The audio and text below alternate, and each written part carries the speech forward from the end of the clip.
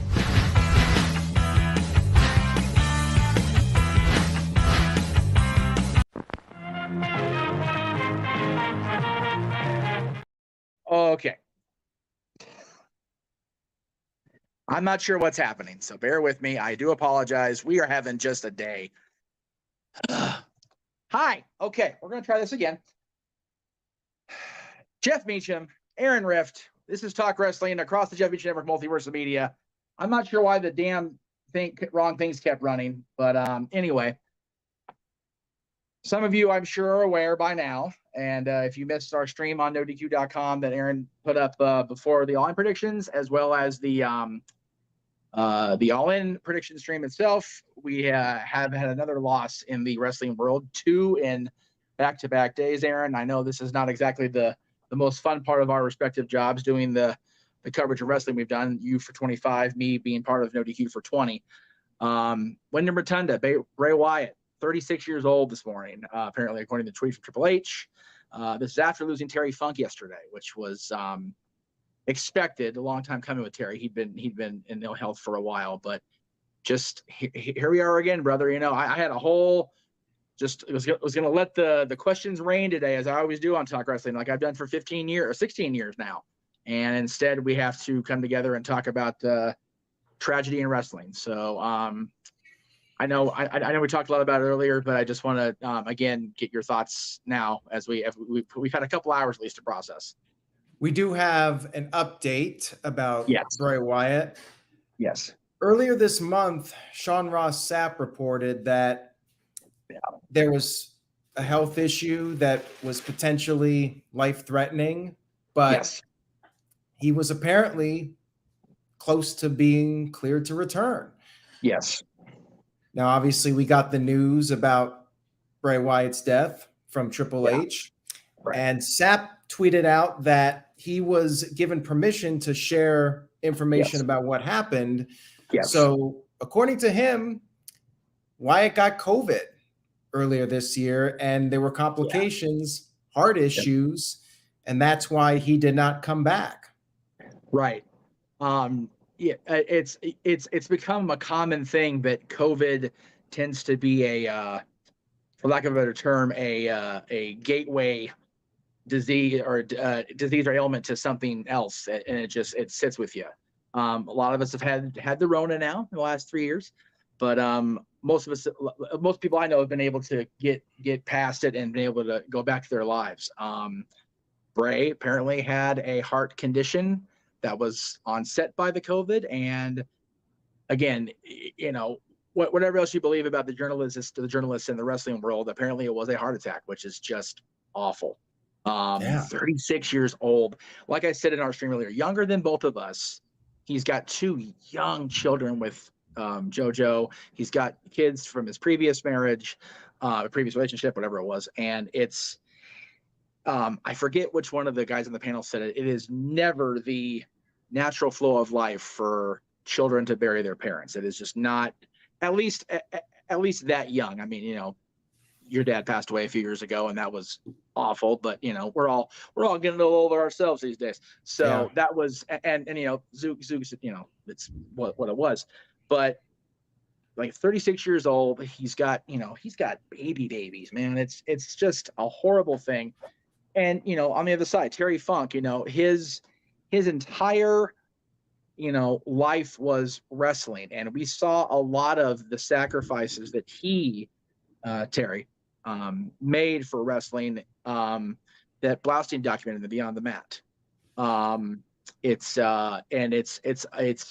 I can't express enough how horrible dementia, Alzheimer's, whatever you want to call it, is. Multiple people in my family itself, as well as families of loved ones that I hold near and dear, have been afflicted by it. It's just, they're both, I mean, any passing you have in life is never easy. But both of those, a heart attack at 36 and having to have a prolonged battle with something that is ripping the very essence of you away, is they're both just tragic and awful. And we have a super chat from everybody, Walter, who wanted to be on tonight, and I appreciate wanting to be on, Walter. I told everybody, open mic night's going to be a completely open door Saturday after the Promotion Redacted pay-per-view. So I'm on my channel, NWA, by God, whatever. But open mic night's completely open. Anybody who wants to come on, we'll do what Aaron did on 250 review. Just rotate them out, because I know people are going to want to talk about Bray. I want to talk about Terry, and talk about whatever happens on the pay-per-view Saturday night. So, but Walter says, R.I.P. Bray Wyatt, so tragic. SmackDown should be a full-on tribute show, or at least the 10-bell salute. My heart goes out to everyone in his family.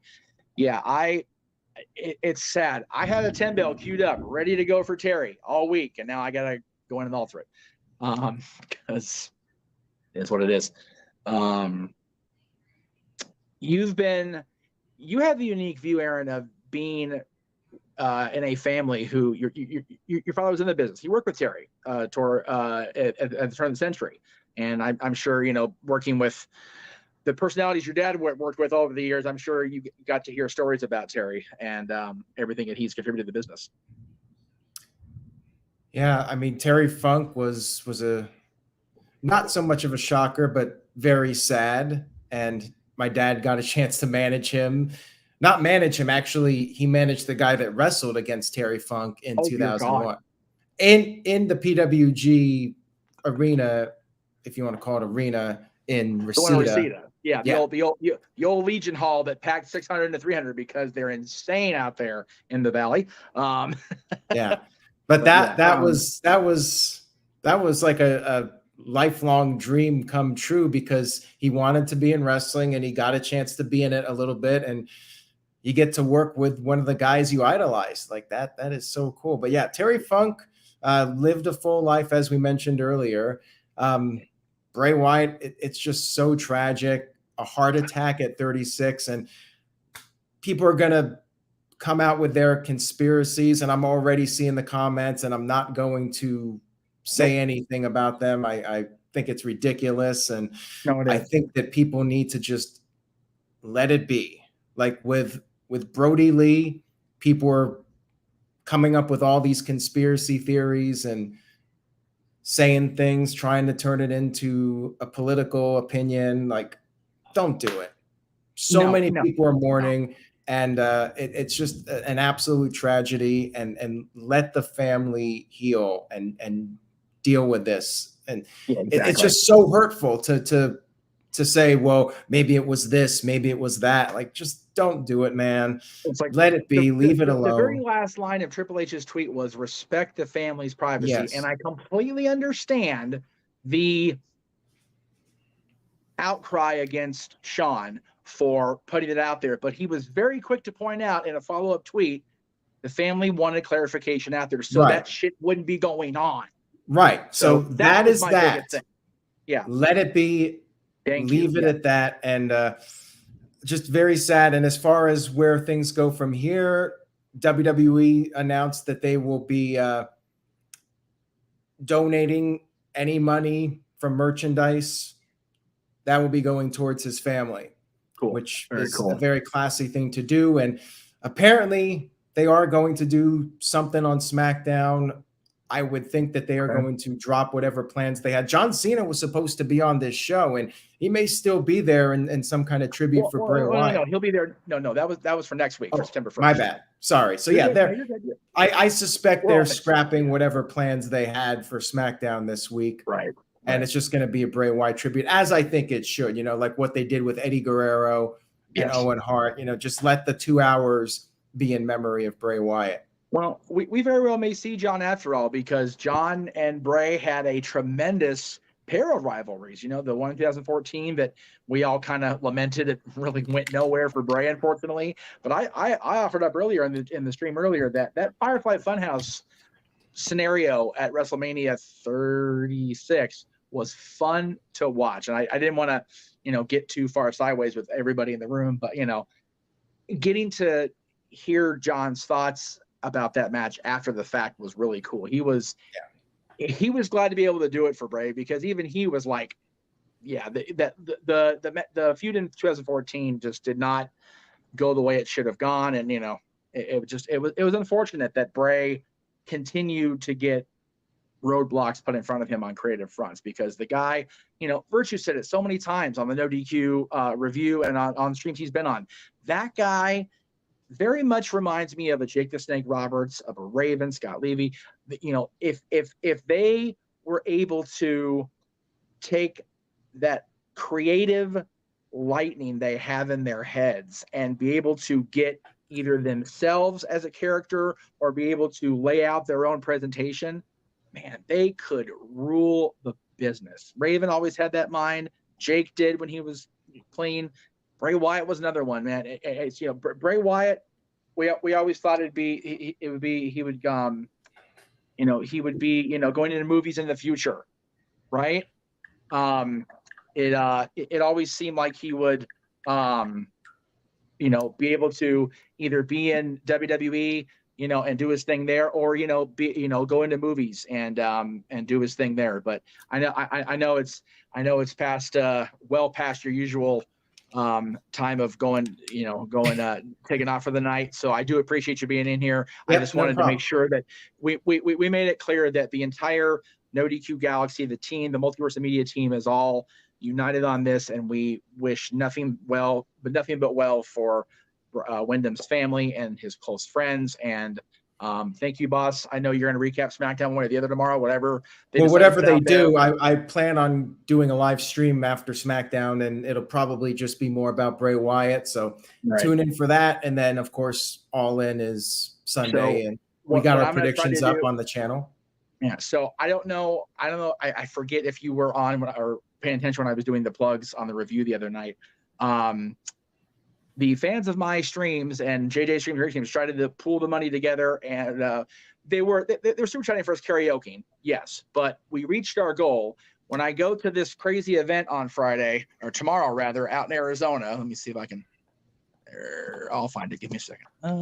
It's not in here. But anyway, I'm going to be going live on the way to Arizona to see the Nikki and Bree show at the Gila River Resort. I'll be on the air at 7:00 4 Pacific. I may be across the multiverse if that's okay with you. No DQ as well. But whatever footage I get, once it goes on open mic night, we'll definitely talk about it, because I've been encouraged to approach and try to make some sort of peace or conversation with John Laurinaitis. So once I give my team the scoop, dude, No DQ will get all the video footage, because Lord knows that should be fun. But thank you, boss. Appreciate it.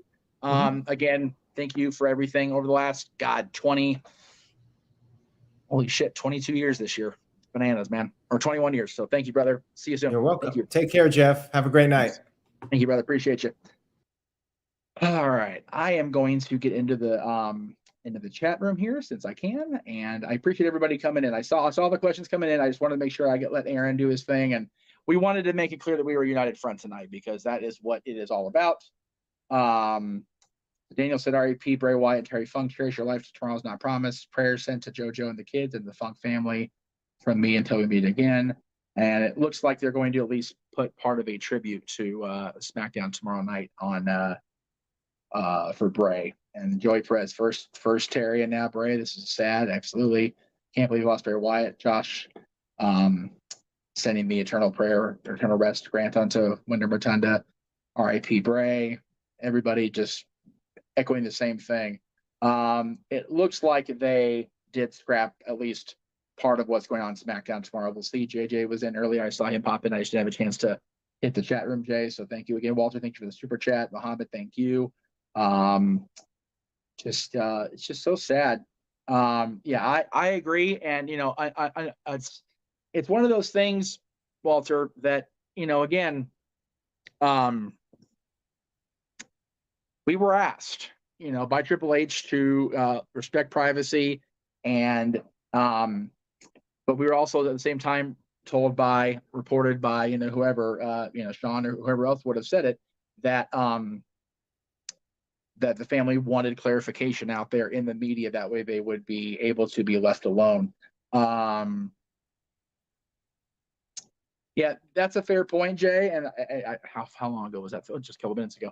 Probably won't be a full-on tribute, but they'll definitely, I'm sure, pay respects and do the 10 bell. You got to do one for Terry, unfortunately, already. So there is that. So, yes, horrible news. And I appreciate everybody being here. I know we got a lot of people across the multiverse. All our channels are watching right now. So thank you guys again for being here for this. I do want to talk about the other bit of wrestling related news, if you want to call it that. I'm not going to get too far into it because it is very politically based. But I don't have the 10 bell for Bray. I do have it for Terry, and I'll run that at the end. I was supposed to do it yesterday and I forgot. So that's my bad. Yeah, Tuesday. Yeah, whatever it was. Anyway, WWE Hall of Famer, arrested, mugshot, and booked the whole nine for the former president, WWE Hall of Famer Donald Trump, and we'll see where that goes. People are gonna say what they want to say, be what they want to be, believe what they want to believe about the former president. I've not been quiet of how I feel, but it's in a political show, and I don't think it should be made that. Again, guys, it's one of those things. It's almost cliche, cherish your families, hug your loved ones close, because tomorrow isn't promised. But I will say that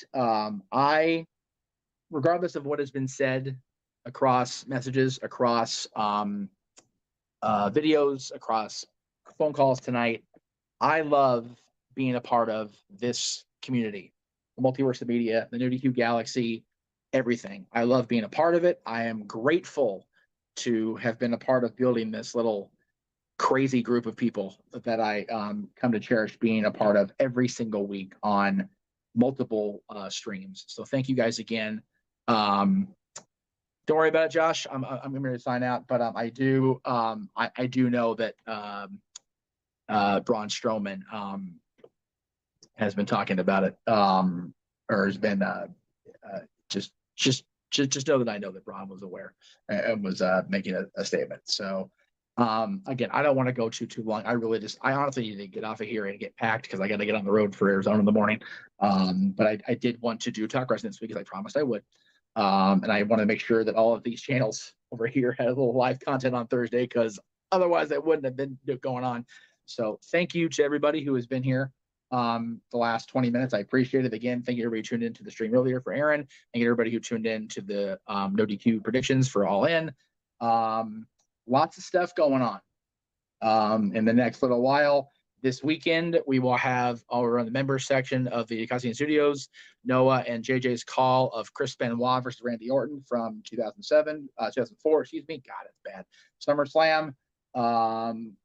Again, just a lot of really cool stuff. Also going up, I believe tomorrow, JJ said, the Destruction of the Shield on his Renegades Reviews Wrestling in the members only section. That's part of his usually a Throwback Thursday, but a little bit of a crazy day today. Predictions for All In will be Friday on the Simply Predicting side of things with Noah Foster and company, and they will have their predictions for Impact Wrestling's Emergence pay-per-view coming up Saturday night, August 26th, this Saturday at 5 p.m. Eastern. You can check out Meach's Musings tomorrow, coming up at 7 o'clock Eastern, 4 Pacific. I will be live in the car with my buddy Kalea. We'll be heading out to Arizona to go see Nikki and Brie live in person. And then off we go to the races. It's just going to be absolutely bad shit. We've got NWA 75 coming up, our coverage of that on Saturday night, followed by Open Mic Night, which will be, again, heavy on discussion of Terry Funk and Bray Wyatt and everything that's been going on in the world of professional wrestling. I'm sure somebody will super chat about Trump, so we'll talk about that too. And then Sunday is the big day. Emergence will end the night for us at over on Impact Wrestling's website and across their social medias and their I believe Fight TV. And then first thing in the morning, I believe we're going to be on 8 o'clock, maybe even 9 o'clock. Bananas. But All In, we'll be covering it all day long, folks, so stay tuned for that. That is everything going on this weekend, and I love that you brought this up, Josh, but I'll get to that in a second. I see JJ's comment there. For the record, Mike Night will be not just a tribute show. There'll be discussion about both Bray and Funk. We'll also have other topics. Yes, yeah.